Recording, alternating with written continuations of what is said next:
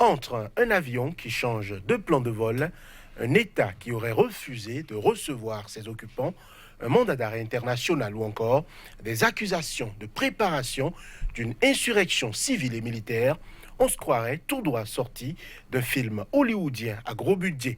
Mais non, les faits recensés plus haut sont réels et le pays auquel ils sont liés n'est autre que la Côte d'Ivoire qui rentre en année électorale pour un scrutin qui est présenté comme celui de tous les dangers. La justice ivoirienne, en la personne du procureur Richard Adou, a depuis leur présenté des éléments qu'il pense être des preuves accablantes contre Guillaume Kigba-Forisoro, ancien Premier ministre et ex-président de l'Assemblée nationale ivoirienne, candidat déclaré à la présidentielle de 2020 en Côte d'Ivoire. Aujourd'hui, reparti en Europe, nombre de ses proches, dont des députés à l'Assemblée nationale ivoirienne, ont été arrêtés et déférés dans cette affaire qui prendra le temps du débat. Place au cœur de Angle de Vue, votre émission qui permet le décryptage de l'actualité sur le continent africain. Le président Ouattara a, lui, mis en garde contre toute tentative de déstabilisation du pays. Côte d'Ivoire, mandat d'arrêt international contre Guillaume Soro, une affaire judiciaire ou politique. La question sera posée à nos invités du jour. C'est le thème de l'émission, la dernière émission pour le compte de l'an 2019.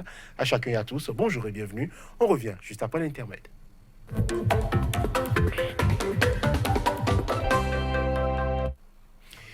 À nouveau, bonjour à chacun et à tous.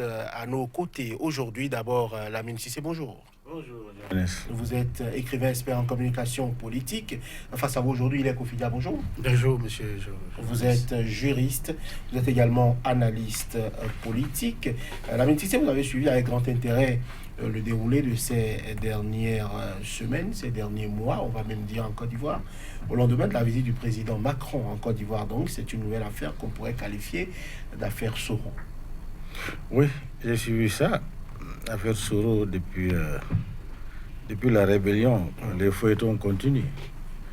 En fait, il faut placer cela dans le contexte global de la situation de la Côte d'Ivoire.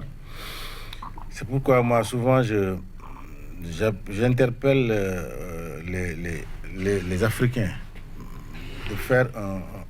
de revisiter la situation de la Côte d'Ivoire. Parce que tant qu'on ne revisite pas la situation de la Côte d'Ivoire, et si on veut gérer le problème d'une façon ponctuelle, on fait une analyse politique biaisée. Alors, qui est Guillaume Soro en réalité? C'est ça qui est fondamentalement important. Alors, vous savez, le problème de la Côte d'Ivoire a été toujours un problème de succession. Après la mort de Houphouët-Boigny, ça a été toujours un problème de succession. Alassane Ouattara n'est pas ivoirien. Ça a créé une frustration au sein de la communauté Djoula ou de la communauté Mandeng qui s'identifie à Alassane Ouattara.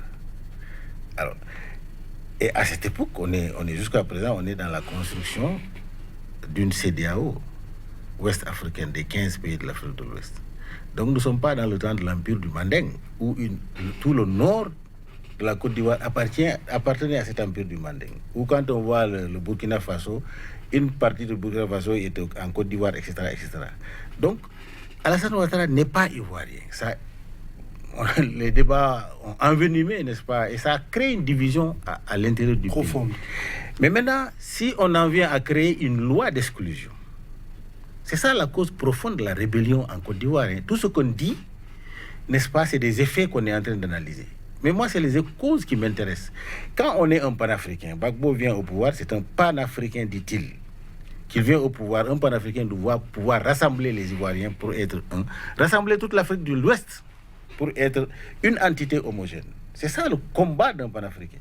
Mais quand il est venu, Bédié, lui, le concept de l'ivoirité, on lui concède.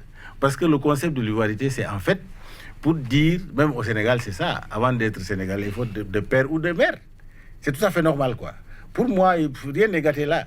Mais quand Gbagbo vient, il dit qu'il faut être de père et de mère, ou maintenant les grands-pères, il va vers les grands-pères, automatiquement, il a exclu plus de 35 à 40% des Ivoiriens qui sont là depuis des centaines d'années. Des Ivoiriens, il les a exclus sur le fichier national. Je crois que c'est ce qui a motivé Guillaume Soro pour dire on est en train de déstructurer notre Côte d'Ivoire. En principe, je suis prêt à mener la guerre pour rétablir l'ordre. Alors c'est en cela, moi j'ai dit à Guillaume Soro, j'ai applaudi, j'ai dit cet homme-là, il est jeune, mais il est ambitieux. Il ne veut pas une déstructuration de la Côte d'Ivoire. Parce qu'en fait, en ce moment, le Burkina Faso était victime aussi, parce que les noms à consonance burkinabé, à consonance musulman, etc., tout le monde était sur le qui-vive. On chassait les gens dans les plantations, ceux qui ont travaillé depuis avant la venue des Blancs. Certains ont été tués. Et puis il y a des centaines de milliers de personnes qui fuyaient pour aller au Burkina Faso. C'était une déclaration à Blaise Compaoré. Il a pris les dispositions qu'il faut. Et Guillaume Soro a été armé.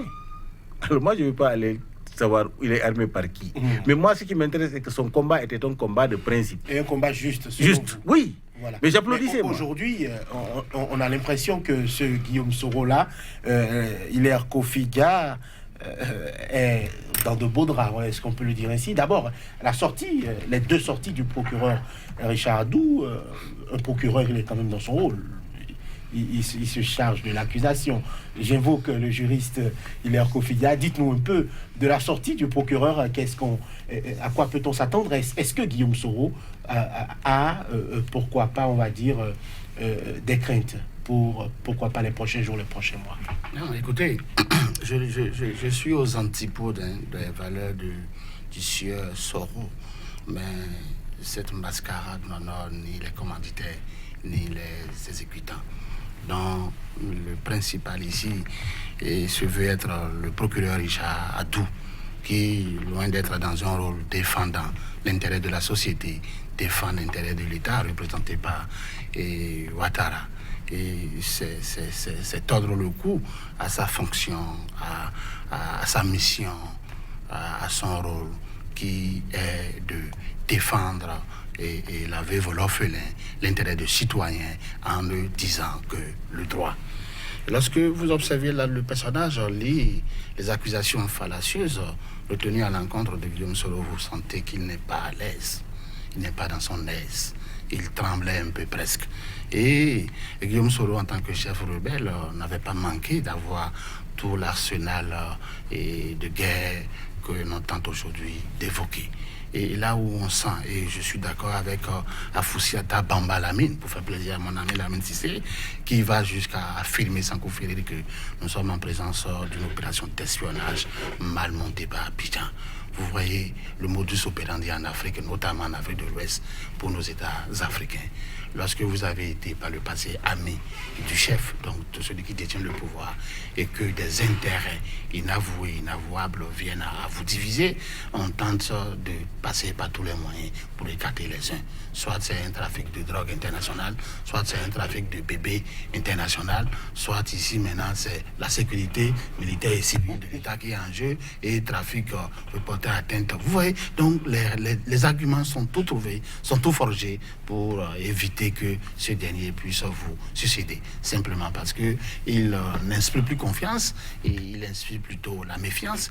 Il ne représente plus la sauvegarde ou la protection de vos intérêts. Et donc quand je vois cette sortie du procureur de la République, c'est les sorties auxquelles nous sommes habitués au Bénin, à Dakar, au Sénégal et au Niger, et où il s'agit de procureurs ou de personnages aux ordres du pouvoir d'État et qui sont obligés, la mort dans l'âme, pour sauver leur posture, de lire, et de faire une dictée de ce qu'on leur a demandé et d'exposer. Et comme ils ont un génie dans le maniement du droit, ils essaient un habillage juridique qui correspond plus ou moins à la réalité. Sinon, en réalité, pour être sincère et honnête, il s'agit là d'une manœuvre qui n'honore pas Dieu, parce que Dieu a doté l'homme d'un cœur et non de pierre.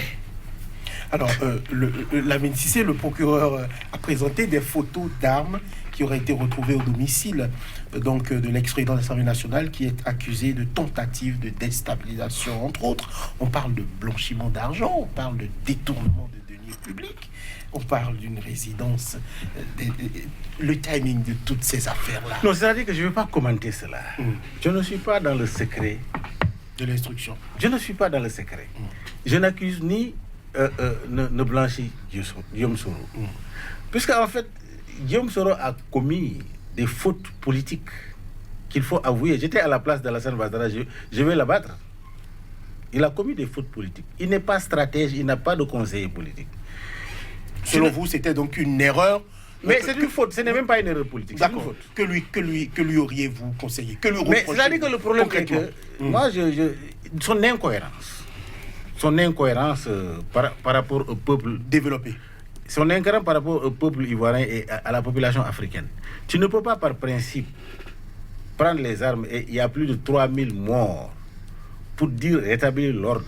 Tu as été premier ministre de Laurent Gbagbo. Tu as été ministre, président de l'Assemblée nationale c'est pas par mérite ou par compétence. C'est parce que c'est par opportunisme. Tu as sacrifié ta vie pour dire je voudrais que ma Côte d'Ivoire soit ainsi. Et que, à la limite, tu ne t'entends plus avec le président Ouattara parce que tout simplement tu as des ambitions présidentielles.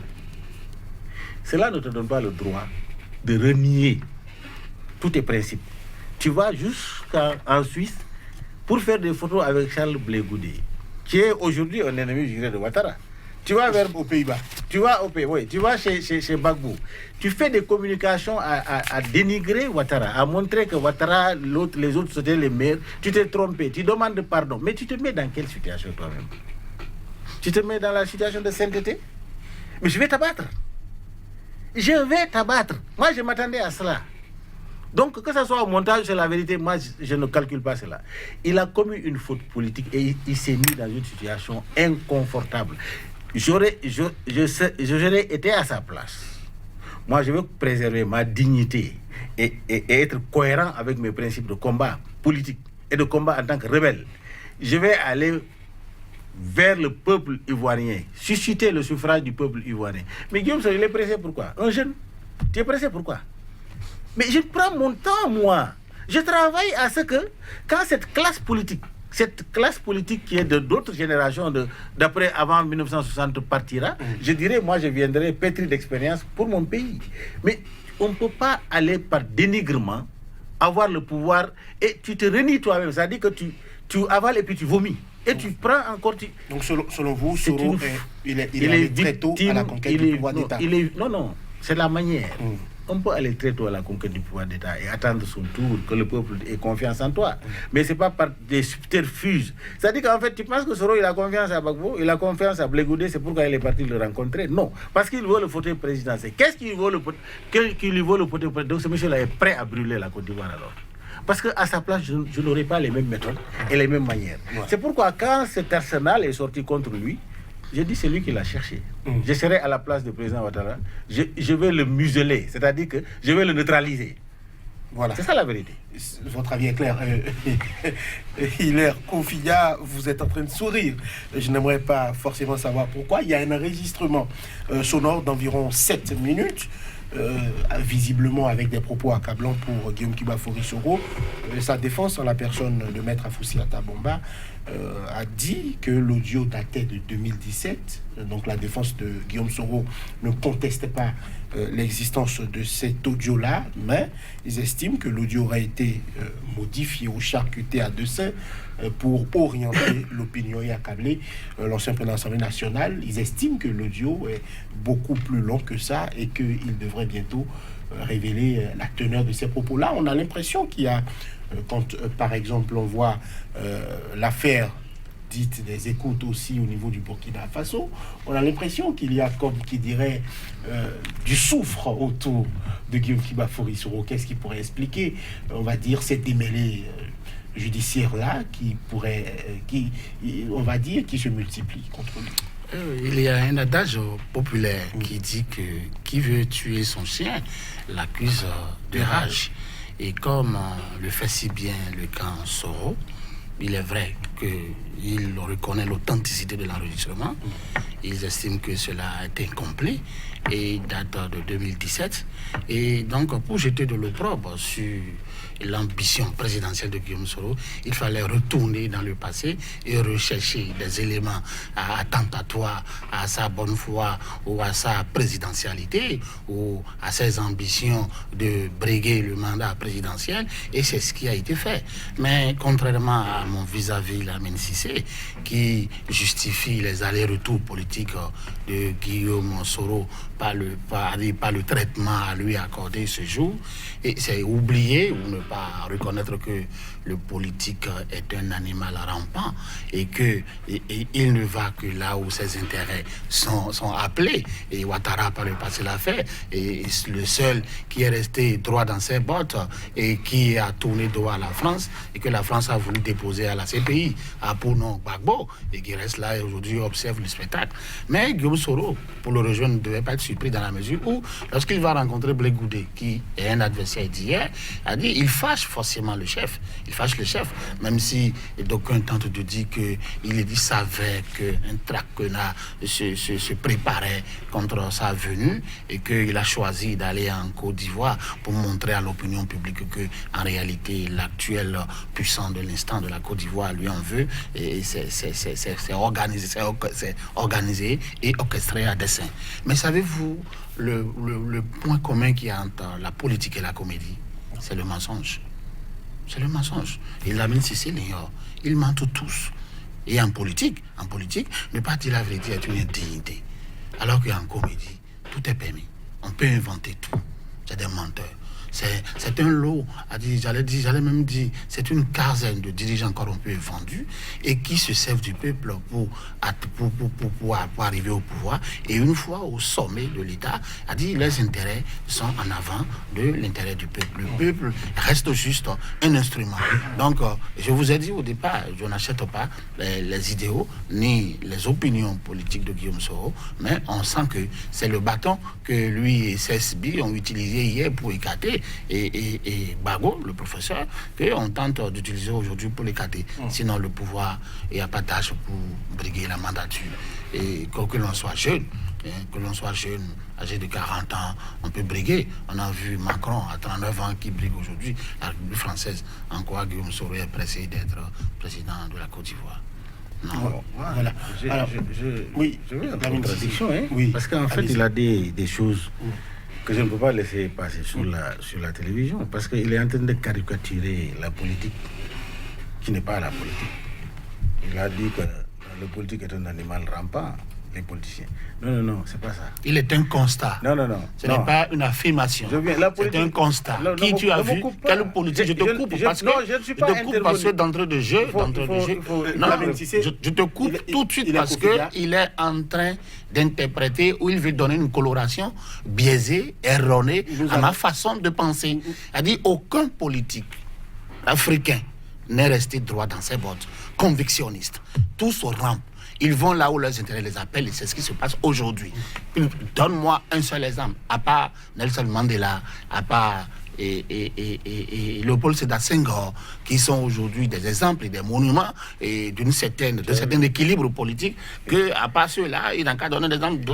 Lamine Cissé, il faut faire preuve de démocratie. Lamine Cissé, je ne suis pas d'accord. Lamine Cissé voit toujours la démocratie avec un vu, avec un vu d'écrivain. C'est le respect des opinions de l'autre. Nous allons nous écouter. Je t'ai écouté, je ne suis pas d'accord avec Lamine Cissé, allez-y. Ce que je suis en train de lui dire, il est en train de peindre Léopold. C'est mon président. Mais Léopold est un néocolonialiste.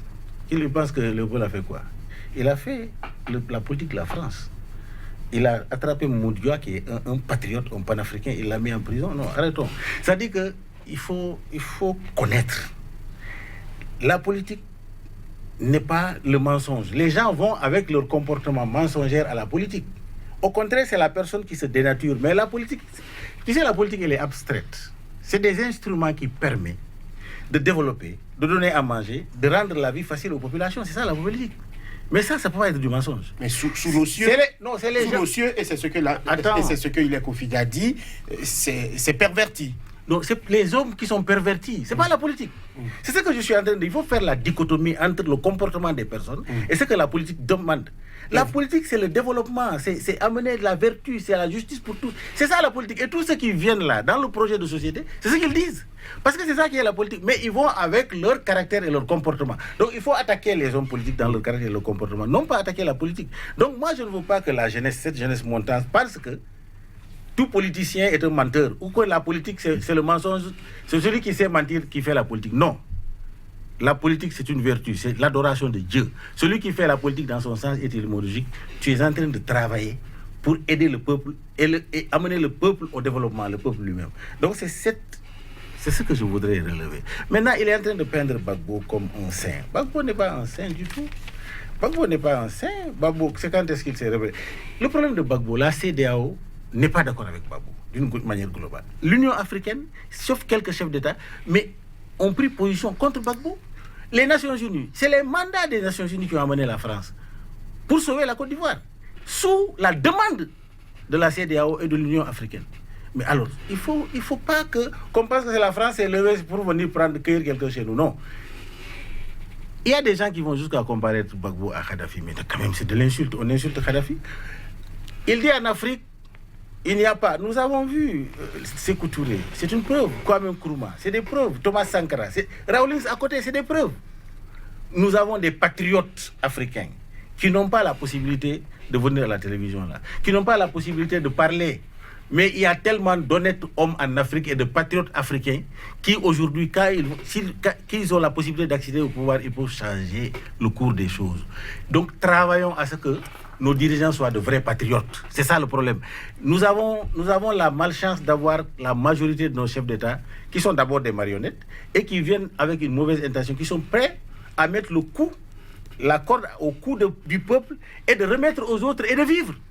Nous avons vu au Sénégal. Aujourd'hui, je ne suis pas en train de défendre Alassane Ouattara, parce que moi, Alassane Ouattara, pour moi, ce n'est pas un panafricain. Il est formaté dans le système impérialiste et néocolonialiste. Je ne suis pas en train de le défendre, mais je suis en train d'analyser les faits en Côte d'Ivoire.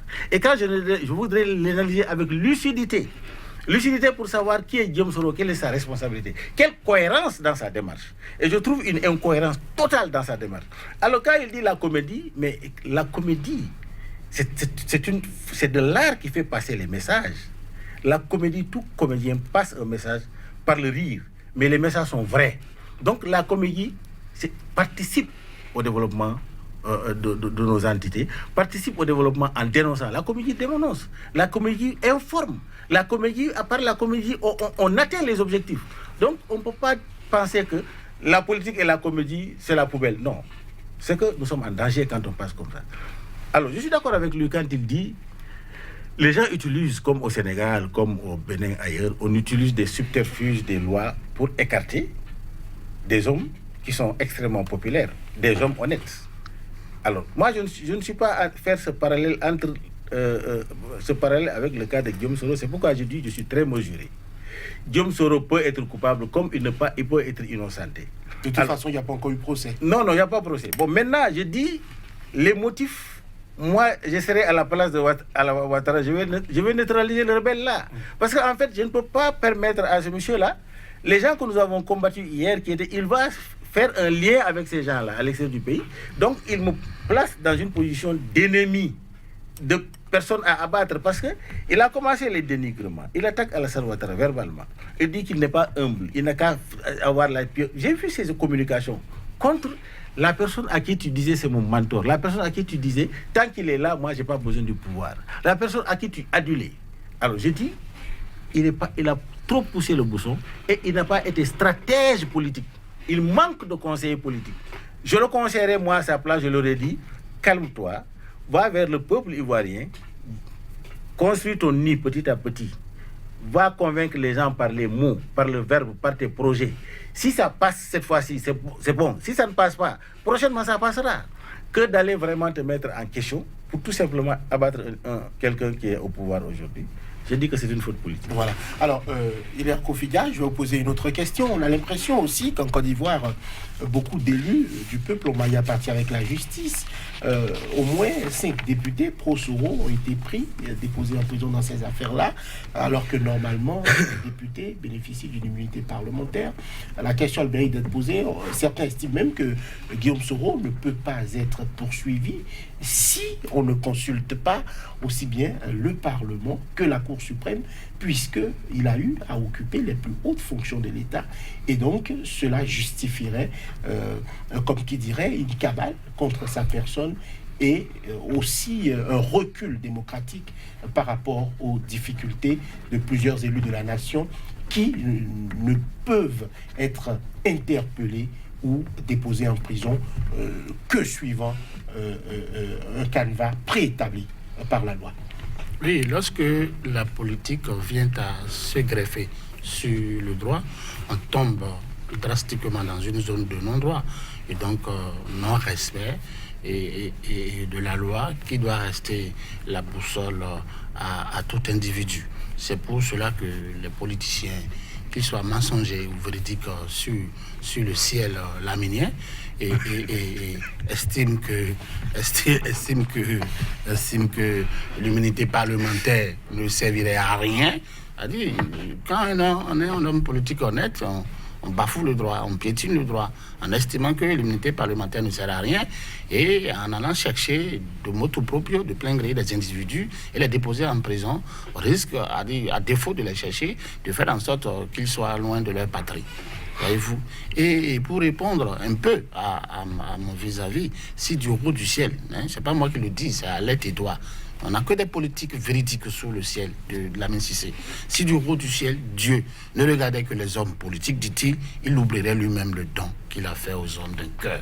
C'est Edouard qui le dit. S'il le dit, c'est parce que les hommes, pour acquérir le pouvoir, pour obtenir le pouvoir, utilisent un langage de vérité. Mais une fois arrivés au pouvoir, ils font tout à fait le contraire.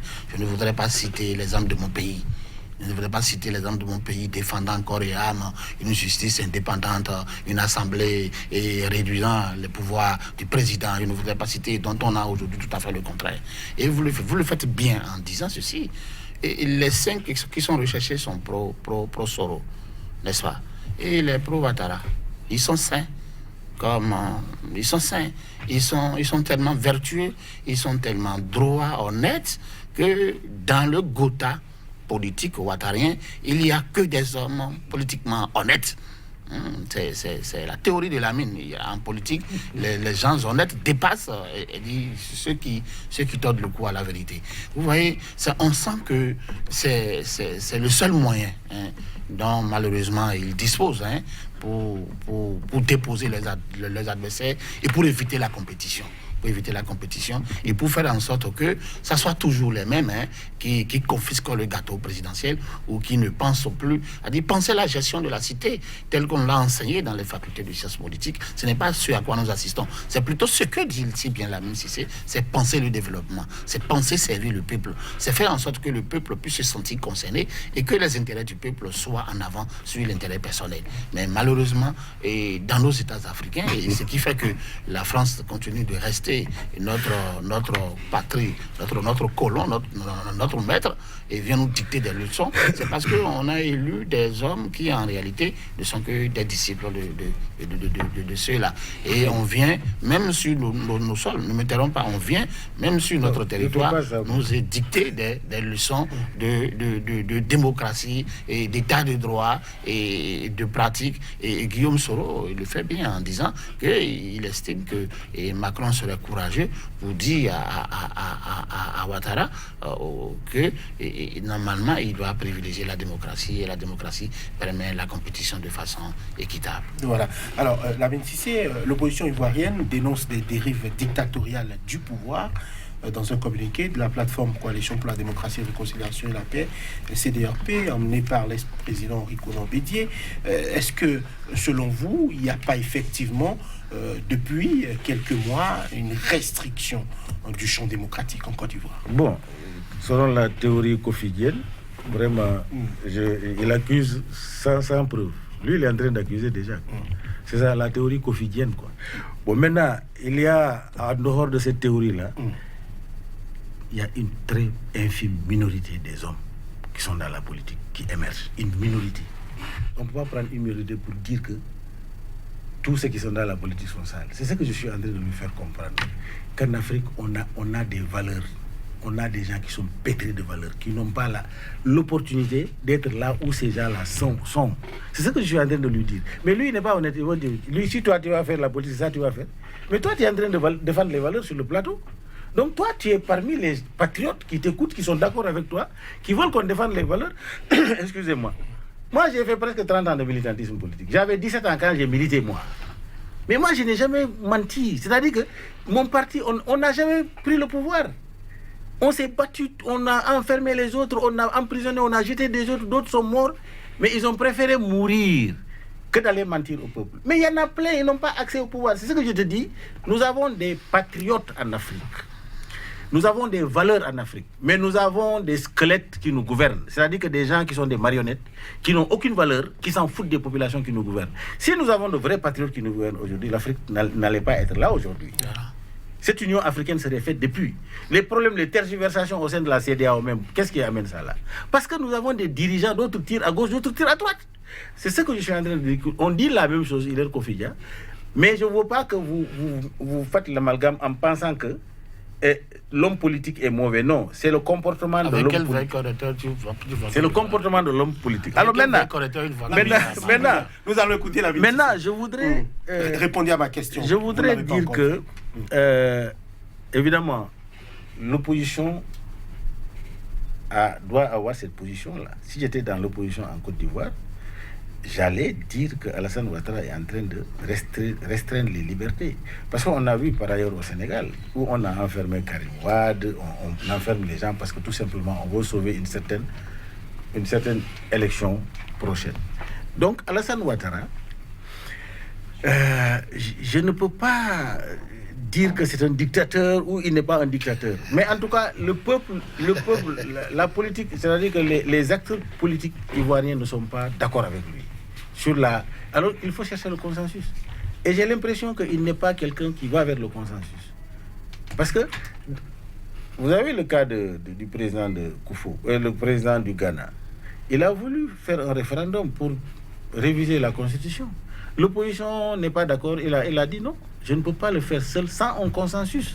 C'est ce qu'on attend des hommes politiques aujourd'hui en Afrique de l'Ouest. Il faut le consensus autour de ce qui doit être fait pour la nation. Et j'ai l'impression qu'Alassane Ouattara n'abonde pas dans ce sens-là. C'est-à-dire qu'ils font tête baissée. Là, c'est un peu gênant quand même.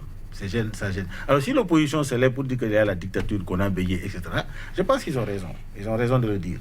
Bon, voilà, c'est ce que j'ai à dire. Voilà, c'est clair. Alors, deux meetings de la CDRP, de cette coalition-là pour la démocratie, la réconciliation et la paix ont été interdits. Le dernier, en rapport avec, plus coïncident avec la visite du président Macron.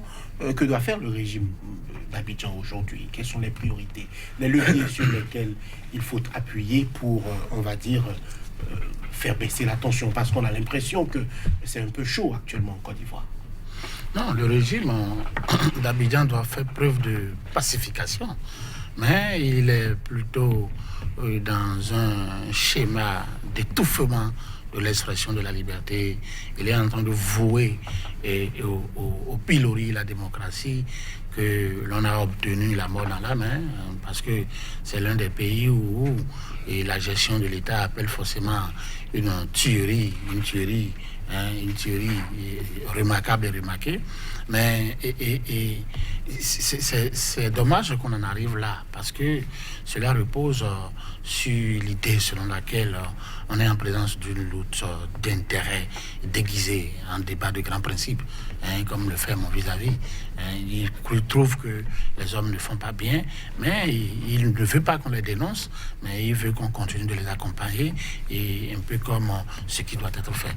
Mais c'est l'opposition, pour revenir à la question que vous lui avez posée, a le droit de dénoncer ces égarements du pouvoir en place, dans la mesure où cela ne concorde pas avec les principes sacro-saints de la démocratie.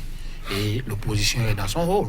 Une bonne opposition, c'est celle qui consiste à dénoncer quand ça ne va pas, à faire des propositions pour parfois vous dire qu'elle est capable de mieux faire. Mais lorsqu'on constate que l'opposant dit quand il vient au pouvoir faire le contraire de ce qu'il avait chanté et loué, on se demande alors à dire quel rôle est fondamental ou à quoi l'utilité même de cette opposition.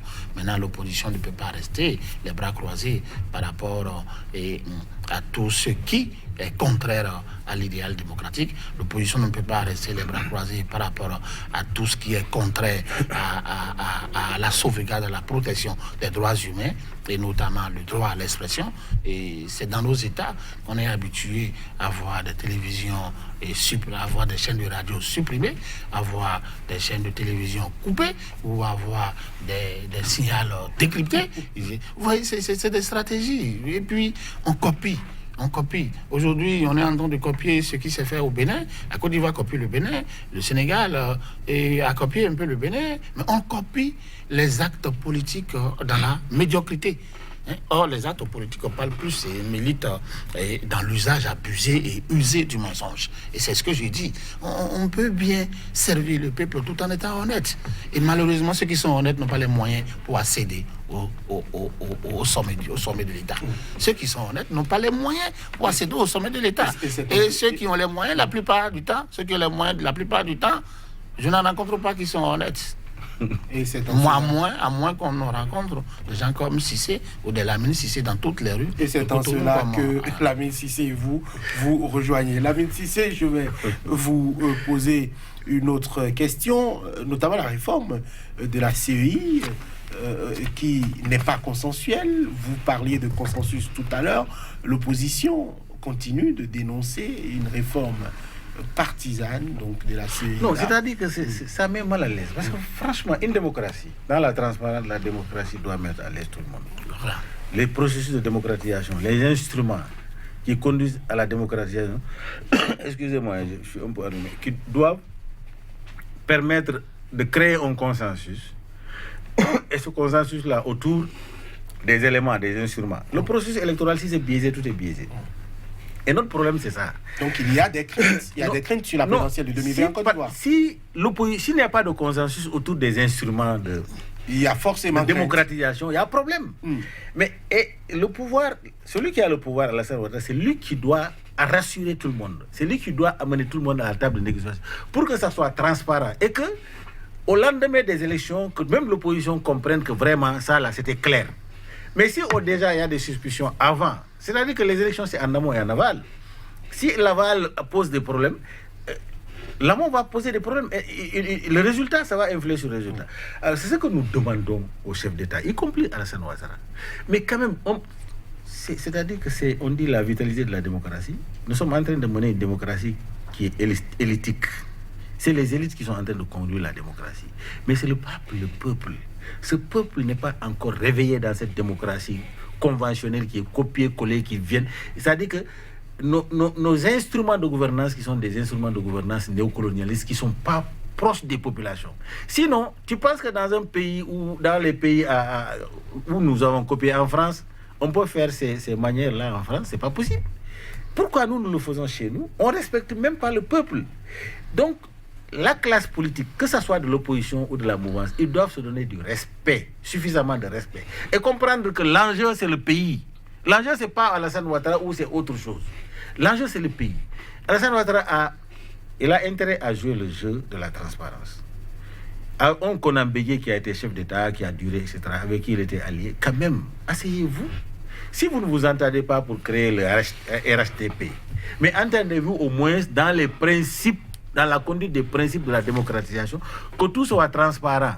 Même le petit villageois là qui vient dire je suis candidat là, si on le gagne dans les urnes, il dit oui, on m'a gagné. Bravo et félicitations à celui qui a gagné. C'est ce que moi j'attends de la Côte d'Ivoire et de partout. Au Bénin, ici, c'est pareil. Il faut que les gens s'assoivent. C'est-à-dire qu'ils en ont fait de la politique, des instruments juridiques, des armes de combat. Ils s'abattent tout ce qu'ils veulent abattre et le peuple est là, bâillonné, le peuple est là, spectateur, le peuple est là, c'est-à-dire qu'ils ne comprennent même pas ce qui se passe. C'est extrêmement dangereux. Pour l'avenir de nos continents, c'est extrêmement dangereux, surtout pour la sous-région. C'est extrêmement dangereux. Alors, le chef de l'État ivoirien a déclaré dans un communiqué, après avoir reçu le président de Guinée équatoriale, Teodoro Obiang Nguema, le droit sera appliqué à tous, candidats ou pas. Nul n'est au-dessus de la loi, aussi bien les anciens présidents de la République, les présidents d'institutions, le président de la République et tous les autres. Allusion, est-ce que selon vous, l'ancien président Henri Konan Bédié peut-il craindre quelque chose? C'est intéressant ce discours, sauf que c'est un discours malhonnête. C'est un discours qui est visé. C'est un discours qui est en train de cibler les anciens qui n'ont plus le pouvoir. Mais est-ce que ce discours s'appliquerait à lui? Ah oui, il a dit dedans. Il a dit dedans. Le président de la République. S'il s'agit de la déstabilisation de la Côte d'Ivoire, il a été clair. Parce que pour la déstabilisation, il n'y a pas d'immunité parlementaire. Il n'y a pas de juridiction. Tu es pris en flagrant dans le cadre de la déstabilisation d'un pays. Encore faut-il que la Et si c'est avéré, il n'y a plus de dire je suis président, je suis ancien président. Non. Encore faut-il La loi s'applique. que la déstabilisation soit avérée. Oui. Encore faut-il que Pour ce l'heure, soit ce n'est pas le avéré. cas. Pour l'heure, c'est une déstabilisation forgée de toutes pièces. Juste pour écarter quelqu'un C'est le qui a procès qui envie devrait le dire. de briguer un mandat présidentiel. Hein? Heureusement que la vie des hommes n'est qu'une petite étoile filante dans le monde entier. Sinon, on assisterait carrément à un chaos. Ce que moi je dénonce, c'est le discours politique qui n'est pas honnête. Et les faits et l'histoire au quotidien l'enseignent. Et les constats faits au Bénin, au Sénégal, en Côte d'Ivoire, au Niger, sont les mêmes. Le discours politique n'est pas honnête. Ce qui a fait que des penseurs, dans un passé lointain, ils l'ont dit, ça continue d'être comme ça. Sinon, comment comprendre que depuis 1950, George Orwell, il dit, il affirme, il dit, le discours politique est destiné à donner au mensonge l'accent de la vérité. Voyez-vous, à rendre le maître responsable, tu vois, et à donner l'apparence de la solidarité à un simple courant d'air. Et ce n'est pas d'aujourd'hui ni d'hier, mais ça continue de se passer exactement comme ça. Comment est-ce qu'un homme, a priori honnête, lorsqu'il devient politique, a posteriori devient du coup malhonnête? C'est forcément parce qu'il est en présence et d'une situation qui échappe à son entendement, selon la Cissé. Mais cet entendement-là, il aurait pu le penser. C'est des hommes qui vous ont choisi et qui vous ont placé dans ce fauteuil-là. Mais c'est les intérêts de ces hommes-là qu'il faut défendre et non les vôtres. Guillaume Kibafori-Soro estime en tout cas être surpris et qu'il ne savait pas que le Fonds monétaire international formait des autocrates. Allusion faite au chef de l'État ivoirien Alassane Dramane Ouattara. Celui-ci estime être pour sa part dans son rôle de garantir la paix et la sécurité pour tous les Ivoiriens. Et toute personne qui tombe sous le coup de la loi devra en payer le prix. C'est déjà la fin de cette émission en débat consacrée à l'actualité en Côte d'Ivoire et donc ce mandat d'arrêt international émis contre Guillaume Kibafori-Soro, précédemment président de l'Assemblée nationale de Côte d'Ivoire, ancien Premier ministre notamment, et candidat déclaré à la présidentielle de 2020. Guillaume Soro qui a aussi annoncé entre griffes que le président Rikonan Bédié sera candidat puisqu'il y aurait un accord entre les deux personnalités pour que le mieux placé au second tour puisse soutenir le second. Ce sont donc quelques éléments apportés de plus à ce débat. Messieurs, merci de nous avoir suivis. Hilaire Kofidia, juriste, analyste politique, était plusieurs fois au cours de cette année 2009 sur cette émission. Tout comme Lamine Cissé, l'habitué de Angle de Vue. Messieurs, merci d'avoir été à nos côtés tout au long de l'année qui s'épuise donc, et que Dieu nous garde pour une nouvelle année dans la santé, dans la concorde. À tous nos téléspectateurs, à tous ceux qui nous suivent, merci aussi et très bonne et heureuse année 2020 à chacun. Merci beaucoup. Amen.